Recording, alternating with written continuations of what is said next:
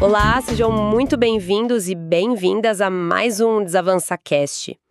É uma alegria enorme ter quem está nos ouvindo aqui hoje.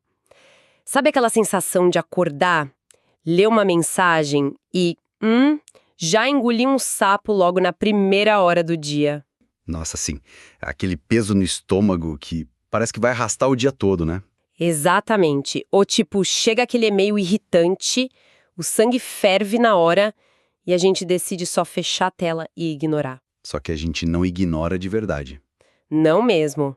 Em vez de relaxar, a mente passa, sei lá, as 3 horas seguintes discutindo ferozmente com a pessoa na nossa própria cabeça. É exaustivo. E o pior é que esse debate mental gera uma carga cognitiva gigantesca. Não é só um cansaço psicológico, sabe? O corpo fica completamente inundado de cortisol. O hormônio do estresse. Isso. O cérebro entende que existe uma ameaça não resolvida ali. Então ele mantém o estado de alerta ligado no máximo. E isso consome uma energia vital absurda, enquanto a gente tenta focar no trabalho ou na vida pessoal. Nossa, total. E é justamente esse instinto de fugir da exaustão que é o foco do nosso bate-papo de hoje. Essa reflexão incrível vem de uma edição da newsletter Desacelera e Avança, escrita pela Adilson Silva. É uma análise muito precisa. Muito. E o grande choque é esse contraste, né? Entre o que a sociedade espera e o que o nosso corpo realmente faz. A cultura da pressa exige uma harmonia instantânea. Parece que a gente precisa resolver um mal-entendido super complexo mandando só um emoji de joinha, né? E seguir em frente como se nada tivesse acontecido. Sim, tipo, paz e amor e vamos nessa. Mas se fugir traz tanta exaustão, por que a gente faz tanto isso?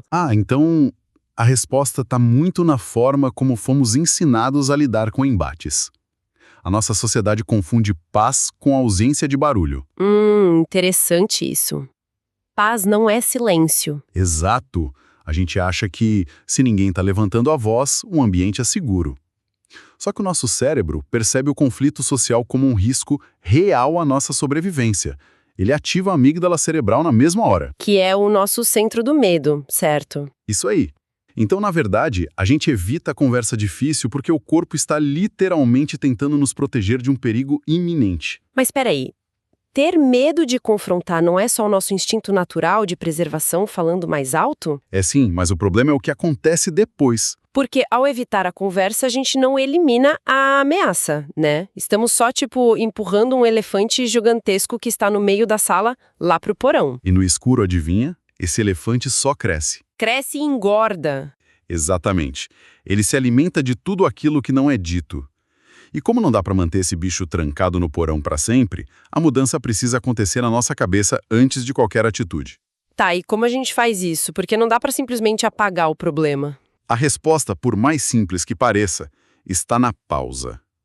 Conflitos quase nunca são sobre o fato literal que aconteceu. É sobre como a pessoa se sentiu, né? Perfeito. É sobre a percepção de ameaça de cada um.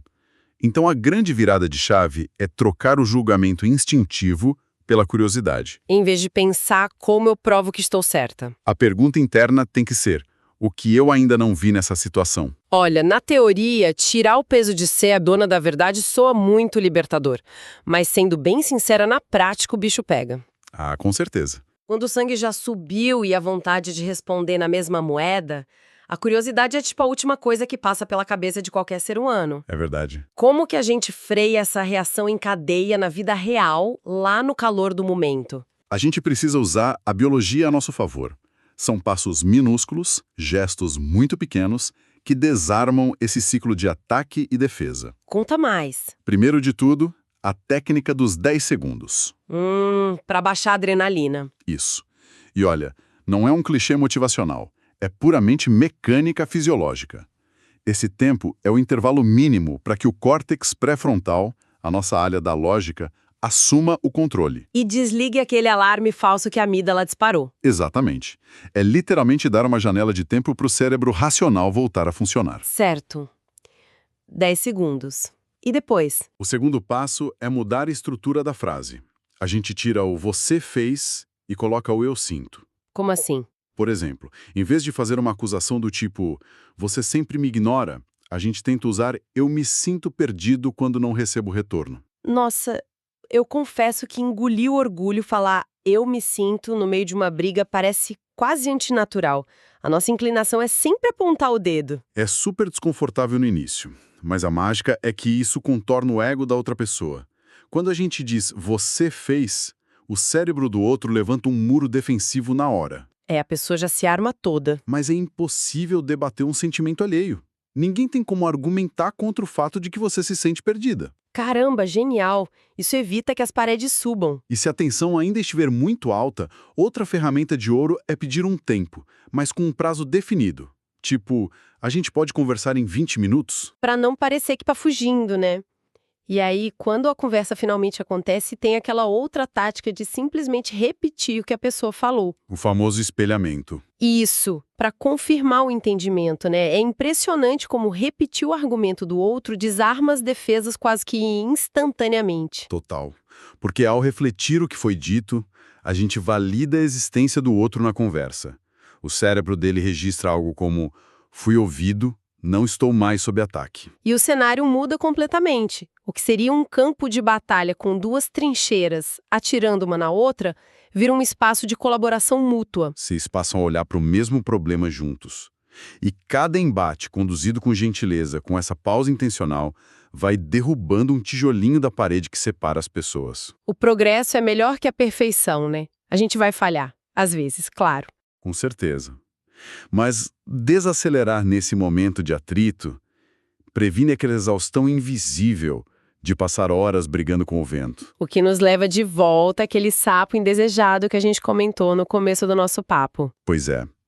E eu deixaria uma reflexão final para quem está acompanhando a gente. Por favor, manda ver. Qual será o verdadeiro custo biológico, emocional e de tempo daquelas palavras que a gente escolhe não dizer hoje? Qual o peso disso para o futuro das nossas relações? Uau, é forte isso. O custo do falso silêncio, quase sempre, é muito maior do que o desconforto de uma conversa transparente. Fica aí esse pensamento provocativo para a gente remoer nos próximos dias. Exato. E para quem deseja dominar a mecânica dessas conversas e se aprofundar mais nas reflexões do Adilson Silva, o convite está feito. Inscreva-se na newsletter Desacelera e Avança. Vale muito a pena. O link direto já está disponível aqui na descrição do episódio, é só clicar. Um grande abraço para todo mundo e até o nosso próximo mergulho profundo.